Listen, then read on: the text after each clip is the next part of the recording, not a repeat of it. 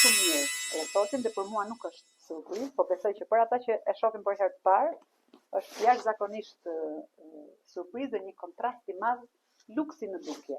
Por unë këtu kuptoj atë shprehjen tënde kur thua kapitalizmi fshatar ose agroturizmi aristokrat. Mua më pëlqen të them agroturizëm aristokrat, sepse gabimisht është ngatruar gjithmonë koncepti i fshatit me varfëri. Mirë po, mund të jetë shumë bukur jeta në fshat, edhe me një luks të tillë si ky që keni ofruar në resort. Koncepti kryesor ose ajo është baza themelia apo rrejat që duhet i agroturizmit është për pjesën aristokrate të gjithë. Ka lindur nga klasa aristokrate. Pra jemi duke folur për mirëqenie. Jo se jam aristokrat.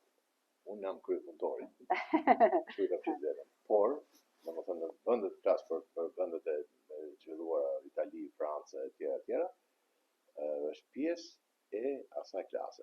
Domethënë kuptimin e që din ta bëjnë me paramendime me ide edhe këtu për shkak ti ke pak këtu po s'ka qenë kështu.